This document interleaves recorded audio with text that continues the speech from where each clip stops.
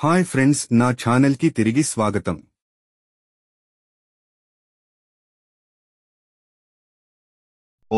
ఒక సంతోషకరమైన అభ్యర్థన.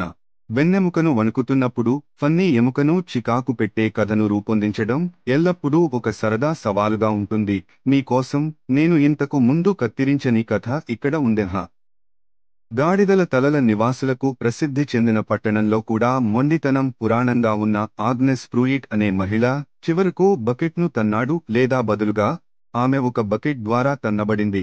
ఆమె శిథిలమైన షెడ్ యొక్క తెప్పల నుండి వివరించలేని విధంగా వేరు చేయబడిన ఒక తుప్పుపట్టిన పాత విషయం, మరియు ఆమె తన పురాతన థింబుల్స్ సేకరణను నిర్వహించడానికి ప్రయత్నిస్తున్నప్పుడు ఆమె తలపై చతురస్రంగా దిగింది. ఇప్పుడు ఆగ్నెస్ ఖచ్చితంగా ప్రియమైన వ్యక్తి కాదు. ఆమె ఒకసారి తన బహుమతి గెలుచుకున్న పెటునియాస్ ఉదారంగా ఉత్పత్తి చేసిన ఆక్సిజన్ కోసం చర్చిని వసూలు చేయడానికి ప్రయత్నించింది, మరియు ఆమె పిల్లి బర్తోలోమ్యూ పురుగు కుక్కలకు వ్యతిరేకంగా కనీసం 3 శబ్దం ఫిర్యాదులను దాఖలు చేసినట్లు పుకారు వచ్చింది. కాబట్టి ఆమె మరణించినప్పుడు పట్టణ ప్రజలు ఎక్కువగా మర్యాదపూర్వకమైన సంతాపాన్ని తెలియజేసి కొత్తగా కనుగొన్న శాంతిని రహస్యంగా ఆనందించారు. తప్ప ఆగ్నెస్ పూర్తిగా పోలేదు. మొదటి సంకేతం ఖాళీగా ఉన్న ప్రుయిట్ నివాసం నుండి మోత్ బాల్స్ యొక్క మందమైన వాసన, అప్పుడు పోల్కా లాగా అనుమానాస్పదంగా అనిపించే విచ్ఛిన్నమైన హమ్మింగ్ వచ్చింది. కానీ నిజమైన గందరగోళం తోట పిశాచాలతో ప్రారంభమైంది. ఆగ్నెస్కు వారి సైన్యం ఉండేది వందల, బహుశా వేలాది. ప్రతి ఒక్కటి వారి స్వంత ప్రత్యేకమైన మరియు స్పష్టంగా కలవరపెట్టే చిత్రించిన వ్యక్తీకరణతో ఉంటాయి. ఆమె మరణం తరువాత వారు మొండి పట్టుదలతో ఉండిపోయారు.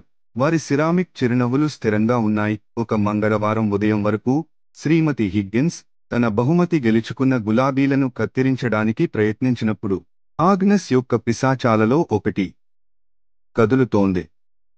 ఇది ఒక గొప్ప దెయ్యాల ఫ్లైడ్ కాదు, ఇది పచ్చిక బయళ్ల అంతటా ఒక జర్కీ ఇంచ్వామ్ లాంటి షఫుల్. శ్రీమతి హిగ్గిన్స్ ఆమె చివరకు తన పారిశ్రామిక శక్తి ఎరువుల నుండి వచ్చే పొగలకు లొంగిపోతుందని ఒప్పించి వేగంగా మెరిసింది. ఆమె కళ్ళు తెరిచినప్పుడు మరొక గ్నోమ్ మొదటిదానిలో చేరింది, మరియు మూడవది ఆశ్చర్యకరమైన చురుకుదనంతో పక్షి స్నానాన్ని అధిరోహించడానికి ప్రయత్నిస్తోంది.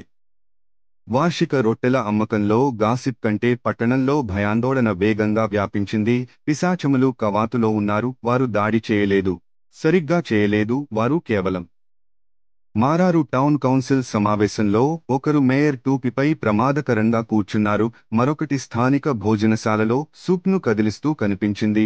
ముఖ్యంగా కొంటె దళం టౌన్ స్క్వేర్లోని పెటునియాలలో అగ్ని జీవితాలు అని కూడా ఉచ్చరించగలిగింది. షెరీఫ్ బ్రాడీ, అతని మునుపటి అతిపెద్ద సంక్షోభంలో పారిపోయిన పంది ఉంది. అతని తెలివి చివరలో ఉంది. అతను ప్రతిదీ ప్రయత్నించాడు. ఉప్పు వలయాలు, మర్యాదపూర్వకమైన అభ్యర్థనలు, ఆకు ఊపుతూ వారిని బెదిరించడం కూడా ఏమీ పని చేయలేదు. పిశాచములు తమ నిశ్శబ్దమైన కదిలే పురోగతిని కొనసాగించారు. భయంకరమైన భాగం వారి దూకుడు కాదు, కానీ వారి పరిపూర్ణమైన కనికరం లేని ఉనికి. వారు ప్రతిచోటా ఉన్నారు. వారి ఖాళీ చూపులు మిమ్మల్ని వెంబడిస్తున్నాయి. వారి చిన్న సిరామిక్ చేతులు అప్పుడప్పుడు మీ చీలమండలకు వ్యతిరేకంగా బ్రష్ చేస్తున్నాయి. మీరు మీ ఫ్రిజ్ని తెరిచి ఊరగాయల మధ్య ఒక గ్నోమ్ ఉంటుంది. మీరు ఒక పుస్తకం కోసం చేరుకుంటారు, మరియు పేజీల వెనుక నుండి ఒక గ్నోమ్ బయటకు చూస్తుంది. అయితే ఆ హాస్యం మొత్తం అసంబద్ధతలో ఉంది. ఇవి భయపెట్టే భూతాలు లేదా రక్తపిపాసి రాక్షసులు కాదు. బిగ్గరగా కేకలు వేసినందుకు అవి తోట పిశాచాలు. ఒక పెద్ద మనిషి తన పాదానికి నెమ్మదిగా దగ్గరవుతున్నందున టేబుల్ పైకి దూకుతున్న చిత్రం అంతర్గతంగా హాస్యాస్పదంగా ఉంది.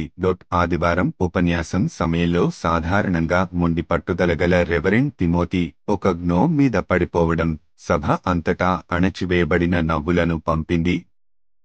చివరగా యువ టిమ్మీ హిగ్గిన్స్, శ్రీమతి హిగ్గిన్స్ మనవడు మరియు గ్నోమ్ దండయాత్రతో పూర్తిగా అస్పష్టంగా కనిపించిన ఏకైక వ్యక్తి, ఒక ఆలోచన వచ్చింది. పోల్కా సంగీతం పట్ల ఆగ్నెస్కు ఉన్న ప్రత్యేకమైన అభిమానాన్ని ఆయన గుర్తు చేసుకున్నారు.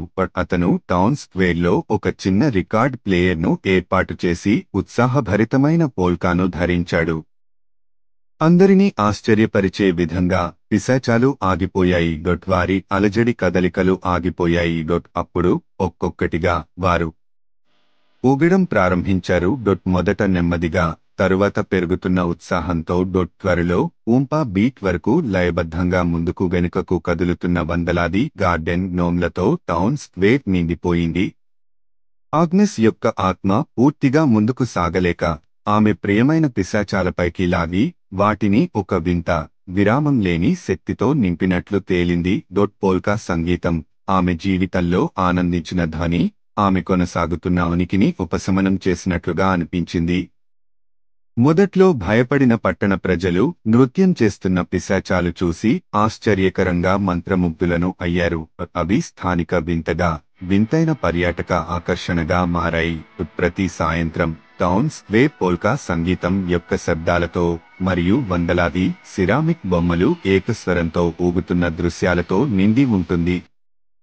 మరియు ఆగ్నెస్ సరే, ప్రతిసారి ఎవరైనా వారు ఒక ఫిషింగ్ రాడ్ను నిరంతరం పట్టుకున్న ఎత్తైన gnోమ్ ముఖం అంతటా ఒక మందమైన వణపట చిరునవ్వు మెరుస్తూ చూశారని ప్రమాణం చేస్తారు. బహుశా ఆమె చివరకు కొంత శాంతిని కనుగొంటోంది. ఒక సమయంలో ఒక పోల్కా బీట్ ఆమె చుట్టూ నిశ్శబ్దంగా కదిలిస్తూ ఇప్పుడు ఆశ్చర్యకరంగా లయబద్ధమైన సహచరులు ఉన్నారు.